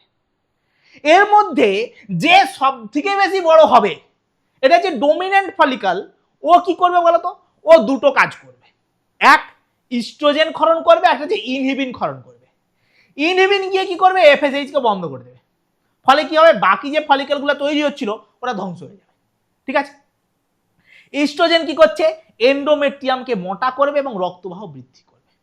এরপরে কি আসবে স্যার? 13 দিন পর্যন্ত হয়ে গেল। ঠিক 14 দিনের দিনে কি হয়? এটা হচ্ছে ওভুলেটরি ফেজ। ঠিক আছে স্যার, এখানে কি হয় স্যার? ডোমিনেন্ট ফলিকল এখন ম্যাক্সিমাম সাইজে আছে। ম্যাক্সিমাম সাইজে আছে মানে ম্যাক্সিমাম ইস্ট্রোজেন তৈরি করছে, যাকে বলা হয় ইস্ট্রোজেন পিক। এটা 13তম দিনের গল্প। 13তম দিনে ইস্ট্রোজেন পুরো পিকে থাকবে। ফলে কি হবে? ওই ইস্ট্রোজেন গিয়ে জিএনআরএইচ কে উদ্দীপিত করবে। জিএনআরএইচ কি করবে? অগ্রপিটুইটারিতে আসবে, এফএসএইচ কে উদ্দীপিত করবে। এফএসএইচ কি করবে? এফএসএইচ সরি যে এ কি করবে? হ্যাঁ, এফএসএইচ কে উদ্দীপিত করবে এবং এলএইচ কে উৎপন্ন হবে। এখানে না, আচ্ছা ঠিক আছে, এখানে হবে আমাদের জিটিএইচ, গোনাডোট্রপিক হরমোনকে উদ্দীপিত করবে। এখানে একটু গল্প আছে, এখানে গোনাডোট্রপিক হরমোনকে উদ্দীপিত করবে। এফএসএইচ না, এটা হচ্ছে জিটিএইচ। কি করবে স্যার? জিএনআরএইচ গিয়ে কি করবে? জিটিএইচ কে উদ্দীপিত করবে। ঠিক আছে, গোনাডোট্রপিক হরমোন। গোনাডোট্রপিক হরমোনের মধ্যে এলএইচ আর এফএসএইচ আছে। স্যার এলএইচ কি করবে? প্রচুর পরিমাণে বৃদ্ধি পাবে। আরেকটা গল্প, ইস্ট্রোজেন ডাইরেক্ট এলএইচ কে বাড়াবে, ফলে এলএইচ প্রচুর বৃদ্ধি পাবে এবং কি করবে না, ডিম্বা যে আমাদের এই যে আমাদের কি হবে না, এই ডিম্বাণু নিঃসরণ করতে সাহায্য করবে। ডিম্বাণু বাইরে বেরিয়ে আসবে। এই হচ্ছে আমাদের গল্প। ঠিক আছে, ডিম্বাণু নিঃসরণ হয়ে গেছে, ডিম্বাণু নিঃসরণ হচ্ছে। এরপরে আসবে লিউটিয়াল ফেজ। লিউটিয়াল মানে এখানে স্যার কর্পাস লুটিয়ামের কীর্তন। ঠিক আছে স্যার, কর্পাস লুটিয়াম এখানে কাজ করবে। ঠিক আছে, আচ্ছা, এটা হচ্ছে আমাদের লুটিয়াল ফেজ। কি হয়? 15 থেকে 28 দিন পর্যন্ত চলে। 15 থেকে 28 দিন পর্যন্ত চলে এই গল্পটা। স্যার কর্পাস লুটিয়াম কি করে? প্রোজেস্টেরন এবং ইস্ট্রোজেন ক্ষরণ করে, যেটা কি করে না, এন্ডোমেট্রিয়াম গঠনে সাহায্য করে। ঠিক আছে, এরপরে কি হবে স্যার? এন্ডোমেট্রিয়াম গঠন সাহায্য করে, মানে পুরো রক্তজালক পূর্ণ মোটা হবে। এটা কি করবে? জিএনআরএইচ কে ক্ষরণ বন্ধ করে দেবে, এফএসএইচ ক্ষরণ বন্ধ করে দেবে, এলএইচ এর ক্ষরণ বন্ধ করে দেবে। কেন বন্ধ করবে? কারণ কর্পাস লুটিয়াম জানে যদি আমি এরপরেও যদি আমি এফএসএইচ ক্ষরণ করি, কি হবে? আবার পরবর্তী যে ডিম্বাণুটা সেটা বেরিয়ে চলে যাবে, তাহলে সমস্যা আছে। মানে দুটো বাচ্চা তখন সামলাতে সমস্যা। ওই জন্য কি করবে? ও এফএসএইচ জিএনআরএইচ সবকে ক্ষরণ বন্ধ করে দেবে। ঠিক আছে, যাতে যে বাচ্চাটা তৈরি হওয়ার কথা সে যাতে ভালো করে বাড়তে পারে। ওরা তো জানে না যে স্পার্ম আসবে কি না। বোঝা গেল? পুরো ব্যাপারটা বুঝতে পেরেছো? দেখো একটা কথা বলে দেই, এখানে তো একদম ডিটেলসে বোঝা সম্ভব না, কারণ এটা আমি কতক্ষণের ক্লাস হবে আমি জানি না। ঠিক আছে, কতক্ষণের ক্লাস হবে আমি জানি না, মোটামুটি 1-1.5 ঘন্টার মধ্যে ক্লাস শেষ হবে। ঠিক আছে, তাহলে এই 1-1.5 ঘন্টার মধ্যে পুরো একদম যেটা আমার 8 ঘন্টা 10 ঘন্টার ক্লাস, সেটা তো আনা সম্ভব না, সেখানে তোমরা ফিল পাবে আরো বেশি, ঠিক আছে। তো এখানে তোমরা জাস্ট রিভাইজ করতে পারবে ভালো করে, আর যারা পড়া হয়নি কিছু তারা এই জায়গাগুলো ভালো করে পড়তে পারবে, ঠিক আছে। তাও আমি চেষ্টা করছি তোমাদেরকে যতটা সম্ভব ফিল দেওয়ার, যতটা সম্ভব তোমাকে ফিল দেওয়ার চেষ্টা করছি। স্যার এখানে কি হয় যে স্যার এই যে আমাদের মেনস্ট্রুয়াল সাইকেল আছে, এখানে কি হয় দেখো। প্রথমে স্যার 1 থেকে 5 দিনে কি হয় মেনস্ট্রুয়াল ফেজ। এখানে কি হয় স্যার না এন্ডোমেট্রিয়াম কি হয় না এন্ডোমেট্রিয়াম ক্ষতবিক্ষত হয় এবং বাইরে বেরিয়ে চলে যায়, ঠিক আছে। ব্লিডিং হয়, এই সময়টা ব্লিডিং হয়, ঠিক আছে। এই সময় কি হয় না সমস্ত হরমোন কম কম কম কম থাকে। এরপরে কি হয় এন্ডোমেট্রিয়াম তৈরি হচ্ছে, আবার 1 থেকে 14 দিনে আবার এরকম ব্যাপারটা হচ্ছে, এন্ডোমেট্রিয়াম তৈরি হচ্ছে ধ্বংস হচ্ছে, তৈরি হচ্ছে ধ্বংস হচ্ছে, ঠিক আছে। স্যার এই এন্ডোমেট্রিয়াম যখন তৈরি হচ্ছে তখন কি হয় স্যার প্রাইমোডিয়াল যখন ভাঙছে, প্রাইমোডিয়াল ফলিকাল থেকে এবার গ্রোয়িং ফলিকাল তৈরি হতে শুরু করবে। মানে স্যার স্যার গ্রোয়িং ফলিকাল তৈরি হচ্ছে মানে স্যার এখানে এখানে ইস্ট্রোজেনের পরিমাণ বাড়বে, কারণ এখান থেকে ইস্ট্রোজেন তৈরি হবে। আর এখানে এফএসএইচ এর পরিমাণও হালকা হালকা বাড়তে শুরু করবে, এফএসএইচ এর পরিমাণও বাড়তে শুরু করবে, ঠিক আছে।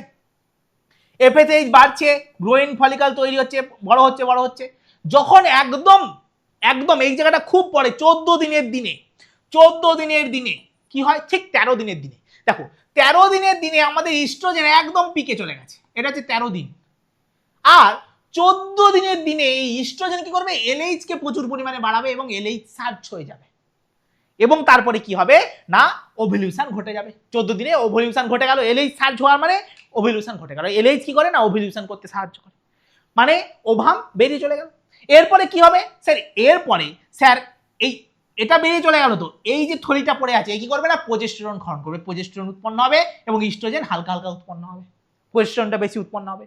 আর এই পাশে আমাদের এলএইচও কমে যাবে আর ইও কমে যাবে। এই হচ্ছে আমাদের টোটাল গল্প, বোঝা গেছে। আর ওখানে সামারি করে লিখে দিয়েছি আমি, দেখো সামারি করে লেখা আছে ওই পাশটা, ঠিক আছে। চলো নেক্সট, এরপরে আসবো নিষেক, যেখান থেকে স্যার যেটা আমাদের অনেকেই কঠিন লাগে, একদম সোজা একদম অ্যাট এ গ্ল্যান্স তোমাকে আমি পড়িয়ে দেবো। নিষেক ফার্টিলাইজেশন, দেখো সবার ফার্স্টে হবে ক্যাপাসিটেশন। ক্যাপাসিটেশন মানে একটা শুক্রাণু সে নিষেকের জন্য তৈরি হবে। স্যার কিভাবে তৈরি হবে, শুক্রাণুর ভেতরে এখানে কি আছে স্যার অ্যাক্রোজোম আছে, ওই অ্যাক্রোজোমটাকে স্যার ওখানে কিছু গ্লাইকোপ্রোটিন আছে এবং কোলেস্টেরল আছে, যারা কি করবে না ওই অ্যাক্রোজোমের চাবি হিসাবে কাজ করে, চাবিগুলো আটকানো আছে। সবার প্রথমে কি হবে চাবিগুলো খুলে যাবে, চাবি খুলে যাবে বা রিঅ্যারেঞ্জ হবে, চাবিগুলো খুলে গেল আমাদের তাকে বলা হয় ক্যাপাসিটেশন। এবং চাবি খুলে যাওয়ার মাধ্যমে প্রচুর পরিমাণে ক্যালসিয়াম আয়ন ভেতরে ঢুকবে এবং যাতে ও কি করবে দারুণ দুর্দান্তভাবে ছুটতে পারবে, ঠিক আছে। এটা ফার্স্ট। তারপরে হবে অ্যাগ্লুটিনেশন। অ্যাগ্লুটিনেশন মানে কি স্যার ওখানে রেকগনাইজেশন হবে কে কে যে কোনটা কে, মানে অন্য ধরো অন্য কারো শুক্রাণু চলে আসছে নাকি, অন্য কোনো প্রাণীর শুক্রাণু চলে আসছে নাকি। হ্যাঁ অনেক সময় দেখবে মানে মুভিতে দেখবে মানুষের বাচ্চা অন্য কিছু হয়ে যাচ্ছে, হবে না, কারণ এখানে রেকগনিশনের একটা ব্যাপার থাকে, যাই তাই শুক্রাণু চলে গেলে হবে না। স্যার স্পার্মে থাকে অ্যান্টি ফার্টিলাইজিন আর ওভামে থাকে ফার্টিলাইজিন। স্পার্মে থাকে অ্যান্টি ফার্টিলাইজিন, ওভামে থাকে ফার্টিলাইজিন। ওরা একে অপরকে চিনবে, ওরা একে অপরকে চিনবে, ওরা একে অপরকে রেকগনাইজ করবে যে হ্যাঁ তুমি আমার সেই, ঠিক আছে। হ্যাঁ এরপরে স্যার এরপরে হবে অ্যাক্রোজোমাল রিঅ্যাকশন, মানে এবারে অ্যাক্রোজোমের গল্প হবে। অ্যাক্রোজোম মানে কি এই স্পার্মকে ওভামের মধ্যে ঢুকতে হবে, ওভামের মানে ওভামের কাছাকাছি যেতে হবে। তো ওভামের কাছে যাওয়ার আগে ওকে অনেক বাধা বিপত্তি অতিক্রম করতে হবে। সবার ফার্স্ট স্যার সবার প্রথমে তুমি পাবে, সবার প্রথমে তুমি একটা স্তর পাবে, যার নাম হচ্ছে করোনা রেডিয়েটা। মানে এই যে স্তরটা এই যে সবুজ সবুজ সবুজ সবুজ ঘেরা আছে ওটা হচ্ছে করোনা রেডিয়েটা। এই করোনা রেডিয়েটাকে ধ্বংস করার জন্যে এর কাছে থাকে corona penetrating enzyme, corona penetrating enzyme থাকে, ঠিক আছে। তারপরে এই করোনা রেডিয়েটার মাঝে মাঝে একটা জিনিস থাকে যারা হচ্ছে হায়ালুরোনিক অ্যাসিড, হায়ালুরোনিক অ্যাসিড। ওই হায়ালুরোনিক অ্যাসিডকে ধ্বংস করার জন্য ওর কাছে থাকে হায়ালুরোনিডেজ, হায়ালুরোনিডেজ নামক উৎসেচক থাকে। ও কি করে এই হায়ালুরোনিক অ্যাসিডকে ধ্বংস করে দেয়। এরপরে এর ভেতরে এই যে অংশটাকে বলা হয় জোনা পেলুসিডা। এই জোনা পেলুসিডাকে ধ্বংস করার জন্য থাকে জোনা লাইসিন। ঠিক আছে, জোনা লাইসিন কি করবে, জোনা পেলুসিডা গলিয়ে গিয়ে কি করবে, ওখানে উঁকি মারবে, এখানে গিয়ে উঁকি মারবে, এসে গেছি রে, আয় আয় আয় আয়, ঠিক আছে, এটা উঁকি মারছে। উঁকি মারার ও যখন ওখানটা গলিয়ে দেবে, কি এখানটা এরকম উঁচু হয়ে যাবে, এখানটা এরকম উঁচু হয়ে যাবে, একে বলা হয় ফার্টিলাইজেশন কোন। ঠিক আছে, ওকে বলা হয় ফার্টিলাইজেশন কোন। এবারে যখনই উঁচু হয়ে যাবে, যখন এদের দেখা হবে, সঙ্গে সঙ্গে এখানে সোডিয়াম চ্যানেল খুলে যাবে। সোডিয়াম চ্যানেল খুলে গিয়ে ভেতরটা প্লাস আয়ন হয়ে যাবে, ফলে পরবর্তী শুক্রাণুটা আর ঢুকতে পারবে না। তার কাছে যতই তীব্র জোনালাইসিন থাকুক, তার কাছে যতই তীব্র কর্নার রেডিয়েটিং এনজাইম থাকুক, তার কাছে যত বড় বোম থাকুক, ও এই জায়গাটাকে ধ্বংস করতে পারবে না, ধ্বংস করতে পারবে না। একজনেরই এন্ট্রি আছে, একজন যখনই চলে আসবে সঙ্গে সঙ্গে ভেতরটা সোডিয়াম ঢুকে গিয়ে ভেতরটাকে প্লাস করে দেবে, নর্মালি মাইনাস থাকে, ভেতরটাকে প্লাস আয়ন করে দেবে, ফলে শুক্রাণুর টান কমে যাবে, শুক্রাণুর প্রতি ওর টানই কমে যাবে। বোঝা গেল? এরপরে কি হবে, পার্মানেন্টলি ব্লক করতে হবে। পার্মানেন্টলি ব্লক করবে কি করে, যখন ও ভেতরে ঢুকছে, এই যে সোডিয়াম বেরোচ্ছে, সোডিয়ামগুলো গিয়ে ভেতরে আমাদের স্মুথ এন্ডোপ্লাজমিক রেটিকুলাম আছে, এই স্মুথ এন্ডোপ্লাজমিক রেটিকুলামকে বলে বেরো। স্মুথ এন্ডোপ্লাজমিক রেটিকুলাম কি করবে না, প্রচুর পরিমাণে ক্যালসিয়াম আয়ন বার করবে, আর ক্যালসিয়াম আয়ন গিয়ে কার সাথে ধাক্কা খাবে, এই যে থলিগুলো আছে এর সাথে, এই থলিগুলোর সাথে ধাক্কা খাবে, একে বলা হয় আমাদের কর্টিক্যাল গ্র্যানিউল। এই কর্টিক্যাল গ্র্যানিউলগুলো ধাক্কা খেয়ে ওকে কি করবে না, ফাটিয়ে দিয়ে এখানে কর্টিক্যাল গ্র্যানিউলের যে পদার্থগুলো, এই জায়গাগুলো জমা করবে। এই জায়গাটার নাম কি, এটা হচ্ছে পেরিভার্টিলাইন স্পেস। এই পেরিভার্টিলাইন স্পেসে কি করবে না, জমা করবে, ওর ভেতরের যে পদার্থগুলোকে জমা করে দেবে, ফলে পার্মানেন্টলি ব্লক হয়ে যাবে। ঠিক আছে, পার্মানেন্টলি ব্লক হয়ে যাবে। তারপরে কি হবে স্যার, স্পার্মের নিউক্লিয়াস আর ওভামের নিউক্লিয়াস মিলে গিয়ে জাইগোট তৈরি হবে। ঠিক আছে, স্পার্মের নিউক্লিয়াস আর ওভামের নিউক্লিয়াস মিশে গিয়ে জাইগোট তৈরি হবে। ঠিক আছে, স্পার্ম যখন জোনা পেলুসিডায় আসে, এই পুরো ব্যাপারটা লেখা আছে, জোনা পেলুসিডায় আসে তখন টাচ করে সেকেন্ডারি উসাইডের প্লাজমা মেমব্রেনকে, কি হয় না, এই সেকেন্ডারি উসাইড কমপ্লিট তার মিওটিক বিভাজন, তার মিওটিক সাইকেল পুরোপুরি কমপ্লিট, সেকেন্ড মিওসিস কমপ্লিট করে দেয়। ঠিক আছে, ফর্ম পোলার বডি এবং সেকেন্ড পোলার বডি ফর্ম করে। ঠিক আছে, পুরো ব্যাপারটা বুঝে গেছো যে কখন ফার্স্ট মিওসিস হচ্ছে, কখন সেকেন্ড মিওসিস হচ্ছে, আশা করছি বুঝে গেছো, আর ওটা পরীক্ষার জন্য খুব ইম্পর্টেন্ট। চলো নেক্সট হচ্ছে আমরা যেটা পড়বো স্যার, ভ্রূণ গঠন কিভাবে হয়। দেখো, জাইগোট তৈরি হয়ে গেছে স্যার, জাইগোট প্রথম বিভাজন হবে। ঠিক আছে, ফার্স্ট ক্লিভেজ হবে স্যার। ক্লিভেজ মানে কি, ক্লিভেজ মানে ওভারঅল সাইজটা সেম থাকবে, শুধু মাঝখানগুলো বিভক্ত হয়ে যাবে। ঠিক আছে, ফার্স্ট ক্লিভেজ হয়ে দুটো সেলের যুক্ত 2 সেল স্টেজ তৈরি করবে। সেকেন্ড ক্লিভেজ হবে 4 cell stage, third cleavage 8 cell stage, একে বলা হয় আর্লি মরুলা।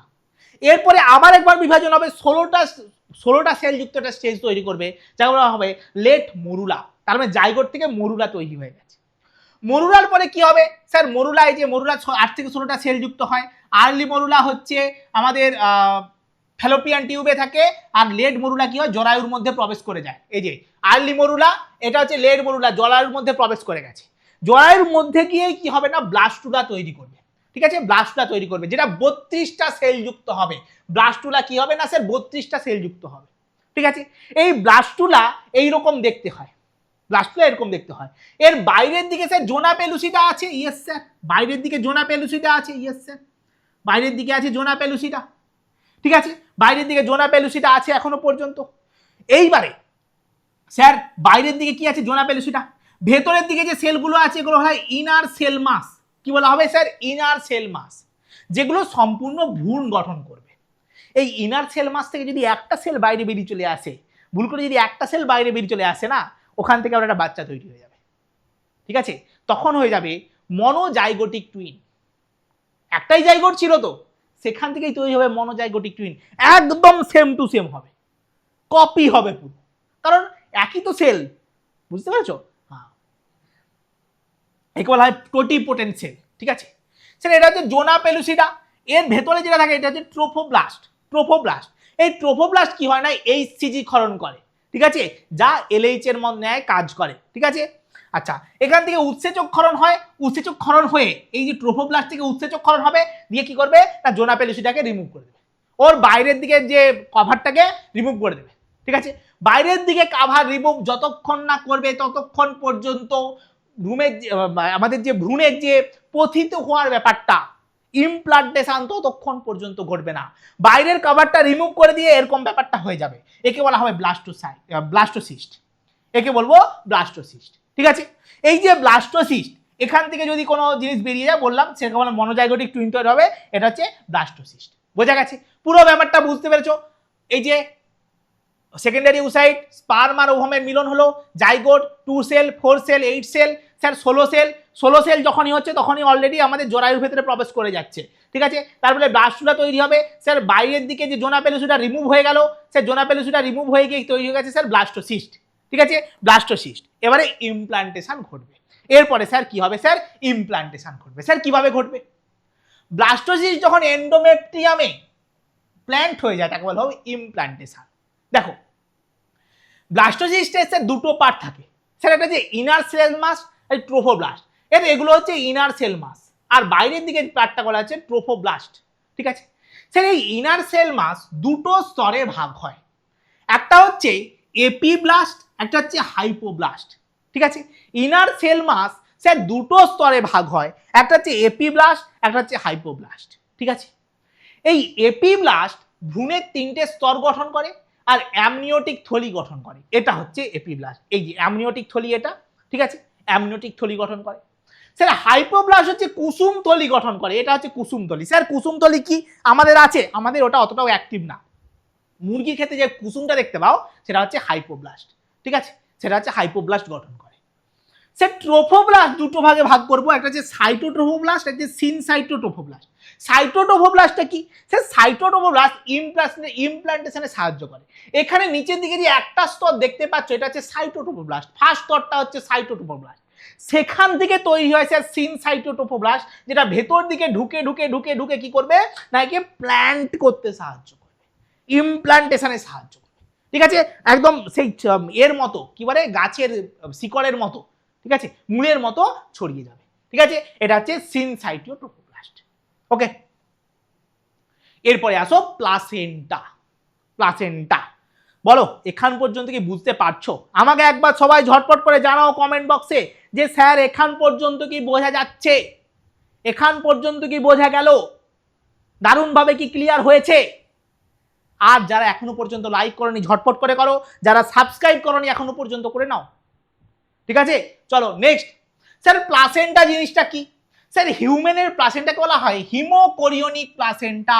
হিমোকোরিওনিক প্লাসেন্টা দেখো দেখো স্যার, এটা হচ্ছে বাচ্চা, বাচ্চার থেকে স্যার এই যে প্লাসেন্টার এটা বেরিয়ে গেছে, এটা হচ্ছে মাতৃদেহ। স্যার এখানে এখানে স্যার এই অংশটা বলা হয় কোরিয়ন, এই জন্য বলা হয় হিমোকোরিওনিক প্লাসেন্টা। হিমোকোরিওনিক প্লাসেন্টা যদি তুমি এখানে আসো, এখানে দেখতে পাবে এটা হচ্ছে কোরিয়ন, কোরিয়ন থলি। ঠিক আছে, ওটা হচ্ছে কোরিয়ন থলি। ঠিক আছে,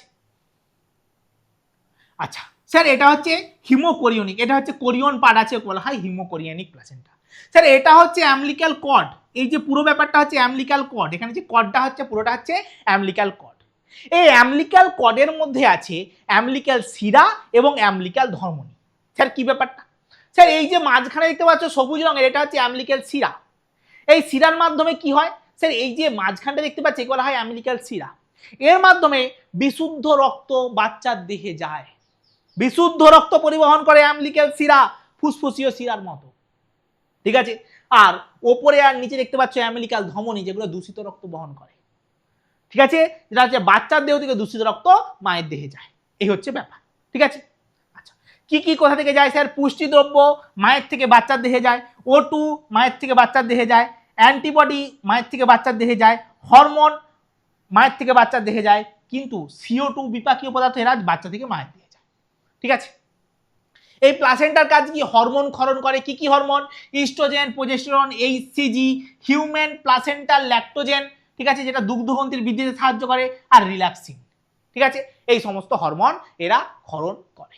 ঠিক আছে, আগের যে পেজটার ছবিটা সেটা এখানে আরেকবার দেওয়া রয়েছে, এটা হচ্ছে আমাদের প্লাসেন্টা। ঠিক আছে, এটা হচ্ছে প্লাসেন্টা, আর এগুলো হচ্ছে প্লাসেন্টাল ভিল্লি, এটা হচ্ছে মায়ের দেহ, এটা হচ্ছে বাচ্চা। ওকে, এরপরে আমরা যেটা পড়বো সেটা হচ্ছে গর্ভাবস্থা। খুব খুব খুব ইম্পর্টেন্ট গর্ভাবস্থা। এই যে গর্ভাবস্থা, হিউম্যানের মানুষের যে গর্ভাবস্থা আছে 9 মাসের গর্ভাবস্থা হয়, ঠিক আছে। এই গর্ভাবস্থার 3টে টাইম স্টার থাকে, এক হচ্ছে ফার্স্ট, সেকেন্ড আর থার্ড, ঠিক আছে। 3টে পার্ট থাকে, 3টে টাইম স্টার থাকে। প্রথম 2 মাস নিয়ে একটা হচ্ছে টাইম স্টার, ঠিক আছে।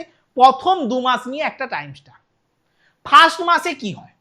ফার্স্ট মাসে হৃৎপিণ্ড গঠিত হয়, ফার্স্ট মাসে হৃৎপিণ্ড গঠিত হয়। তারপরের মাসে কি হয় স্যার? লিম্বস, মানে হাত পা যেটাকে বলা হয়, হাত পা এবং তাদের আঙুল গঠিত হয়। থার্ড মান্থে কি হয়? থার্ড মান্থে যেটা হয় সেটা হচ্ছে বেশিরভাগ অর্গান সিস্টেম তৈরি হয়, এক্সটার্নাল জেনিটেরিয়া তৈরি হয় বাবু থার্ড মান্থে। সব থেকে প্রথম 3 মাস হচ্ছে সব থেকে ক্রুশিয়াল মান্থ, প্রথম 3 মাস সব থেকে ক্রুশিয়াল মান্থ। ওই জন্য ডাক্তার বলে প্রথম 3 মাস খুব সাবধানে থাকবে। প্রথম 3 মাসেই বাচ্চাটা তৈরি হয় অ্যাকচুয়ালি। তারপরে 5th মান্থে মাথার চুল এই সমস্ত তৈরি হয়, ঠিক আছে। প্রথম মুভমেন্ট দেখায়, ঠিক আছে। 5th মান্থে প্রথমে লাথি মারে, ঠিক আছে। 6th মান্থে কি হয়? সারা দেহে রোম, চোখের পাতা তৈরি হয়ে যায়।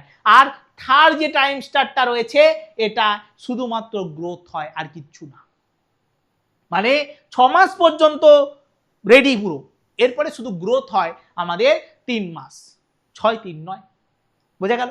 নেক্সট আসবো প্রসবে বা পার্চুরেশন। স্যার প্রসব কিভাবে হয়? দেখো, প্রোজেস্টেরন যেটা কোথা থেকে উৎপন্ন হচ্ছিল? যেটা প্লাসেন্টা থেকে উৎপন্ন হচ্ছিল, ঠিক আছে। প্লাসেন্টা থেকে উৎপন্ন হচ্ছিল, এটা জরায়ু সংকোচনকে বাধা দিচ্ছিল, জরায়ু যাতে সংকুচিত না হতে পারে তাকে আটকে রাখছিল, এই বাচ্চা বড় হচ্ছে একদম কিছু করবি না। আর কি করছিল স্যার? জিএনআরএইচ ক্ষরণকে বাধা দিয়ে রাখছিল। এইবারে গর্ভাবস্থার শেষের দিকে প্রোজেস্টেরন দুর্বল হয়ে যায়, মানে প্লাসেন্টা দুর্বল হয়ে যায়, ফলে প্রোজেস্টেরন বেশি ক্ষরণ হয় না। প্রোজেস্টেরন ক্ষরণ কমে যাওয়ার ফলে কি হয়? প্লাসেন্টা সিআরএইচ হরমোন ক্ষরণ করে, প্লাসেন্টা চাইবে বাচ্চাকে বাঁচাতে, ঠিক আছে। তো প্লাসেন্টা কি করবে? সিআরএইচ ক্ষরণ করে। এই সিআরএইচ কি করে না অ্যাকশন করে কার উপরে? না ভ্রূণের অগ্র পিটুইটারিতে। ভ্রূণের অগ্র পিটুইটারিতে গিয়ে কাজ করে এবং ভ্রূণের অগ্র পিটুইটারি থেকে এসিটিএইচ ক্ষরণ হয়, ঠিক আছে। এসিটিএইচ ক্ষরণ হয়। এই এসিটিএইচ কি করে? অ্যাড্রিনাল কর্টেক্সে গিয়ে কাজ করে। স্বাভাবিকভাবে এসিটিএইচ অ্যাড্রিনাল কর্টেক্সে গিয়ে কাজ করবে। অ্যাড্রিনাল কর্টেক্স দুটো হরমোন উৎপন্ন করে, একটার নাম হচ্ছে কর্টিসোল, একটার নাম হচ্ছে ডিএইচইএ, দিয়াও বলতে পারো, ঠিক আছে। একটা যে কর্টিসল, একটা যে ডিএইচইএ। কর্টিসল কি করে? ফুসফুসের অ্যালভিওলাই ওপেন করে, কারণ এতদিন পর্যন্ত মায়ের থেকে অক্সিজেন নিয়ে বেঁচে ছিল, ফুসফুসের কাজ করছে না, ফুসফুসের অ্যালভিওলাইগুলোকে ওপেন করলো প্রথম, ঠিক আছে, এবং ও শ্বাসকার্য চালাতে শুরু করে। ডিএইচইএ কি করে? Covered by placenta. এই ডিএইচইএ কি করে? ডিএইচইএ কি হয় sir? Convert by placenta. Placenta কি করে? ওটাকে কনভার্ট করে দেয় কিসে? না ইস্ট্রোজেনে। প্লাসেন্টা কি করে? ওকে ইস্ট্রোজেনে কনভার্ট করে দেয়। এবং এবং এই ইস্ট্রোজেন দুটো কাজ করে, একটা হচ্ছে প্রোস্টাগ্ল্যান্ডিন উৎপন্ন করে। প্রোস্টাগ্ল্যান্ডিন কি করে স্যার? প্রোস্টাগ্ল্যান্ডিন কি করে? না জরায়ু সংকোচন করতে সাহায্য করে, জরায়ু সংকোচন করতে সাহায্য করে। বাবু যখন যখন মেয়েদের পিরিয়ডস হয় তখন কি হয়? অনেক সময় ব্যথা অনুভব হয়, সেটা হয় এই প্রোস্টাগ্ল্যান্ডিনের জন্য। ও কি করে? না জরায়ুকে এরকম করে সংকোচন করে, ঠিক আছে। প্রোস্টাগ্ল্যান্ডিন তৈরি হয় আর অক্সিটোসিন রিসেপ্টর তৈরি হয়, এখানে অক্সিটোসিন রিসেপ্টর তৈরি করে, ঠিক আছে। এরপরে কি হবে দেখো স্যার, প্রোস্টাগ্ল্যান্ডিন জরায়ু সংকোচন করাবে, ফলে কি হবে? জরায়ু সংকোচন করলে ফিটাস কি করবে? এসে সার্ভিক্সে ধাক্কা মারবে, সার্ভিক্সে ধাক্কা মারবে। ফিটাস ইজেকশন রিফ্লেক্স বলা হয় একে। সার্ভিক্সে যখনই ধাক্কা মারবে, এবার মায়ের দেহের হাইপোথ্যালামাস উদ্দীপিত, এই বাচ্চা বেরোবে, বাচ্চা বাচ্চা, ঠিক আছে। মায়ের দেহের হাইপোথ্যালামাস উদ্দীপিত হবে এবং মায়ের দেহের পশ্চাৎ পিটুইটারি কি করবে? না অক্সিটোসিন হরমোন ক্ষরণ করবে। অক্সিটোসিন হরমোন যাবে আবার মাথাকে, জরায়ুকে। অক্সিটোসিন গিয়ে কি করবে? ক্যালসিয়াম তৈরি করবে এবং প্রোস্টাগ্ল্যান্ডিনকে আবার উদ্দীপিত করবে, এই ওট প্রোস্টাগ্ল্যান্ডিন আরো বেশি, আরো বেশি, ঠিক আছে। প্রোস্টাগ্ল্যান্ডিন আরো বেশি উৎপন্ন হলে কি করবে? ও আরো জরায়ু সংকোচন করবে। আরো যখন জরায়ু সংকোচন করবে, ওটা আবার হাইপোথ্যালামাসে গিয়ে করবে, জরায়ু সংকোচন করবে, বাচ্চা এখানে ঠেলা মারবে, ও হাইপোথ্যালামাসে আবার উদ্দীপনা যোগাবে। হাইপোথ্যালামাস আরো বেশি পরিমাণ কি করবে? পশ্চাৎ অক্সিটোসিন উৎপন্ন করবে। আর অক্সিটোসিন যত বেশি, প্রোস্টাগ্ল্যান্ডিন তত বেশি জরায়ু সংকোচন হবে। এইভাবে করতে করতে যখন এ ধাক্কা মারতে মারতে যখন সার্ভিক্সের প্রসারণ করবে 10 সেন্টিমিটার, তখন কি হবে না বাচ্চা বেরিয়ে আসবে। এই হচ্ছে আমাদের টোটাল ব্যাপার। আশা করছি তোমরা বুঝতে পেরেছো, আশা করা যায় তোমরা প্রত্যেকটা জিনিস ফিল করেছো। এইটুকু সময়ের মধ্যে তোমাদেরকে যতটা হাইস্ট ফিল করানো যায় ততটা আমি করালাম। এই ক্লাসটা দেখার পরে আমি এটুকু বলতে পারি তোমাদের এখান থেকে একটা প্রশ্ন বাদ যাবে না। ঠিক আছে, চলো আজকে ক্লাস এখান পর্যন্তই, দেখা হচ্ছে নেক্সট ক্লাসে।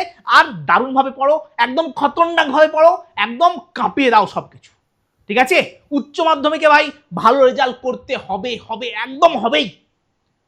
অনেকে ভাবছো যে স্যার আপনার কাছে পড়বো, আমি বলছি তোমাদের থার্ড সেমিস্টার যেমন চলছে চলুক, ঠিক আছে, তুমি যদি চাও এখন ব্যাচ নিতে পারো, ঠিক আছে, কিন্তু আমি বলবো ফোর্থ সেমিস্টারে গিয়ে নাও। ফোর্থ সেমিস্টারেও প্রত্যেক জিনিস ফিল করতে পারবে, এটুকু আমার গ্যারান্টি। প্রতিটা জিনিস তুমি ফিল করতে পারবে, এটুকু আমি গ্যারান্টি দিচ্ছি। ওকে, চলো টাটা সবাইকে, দেখা হচ্ছে নেক্সট ক্লাসে, টাটা।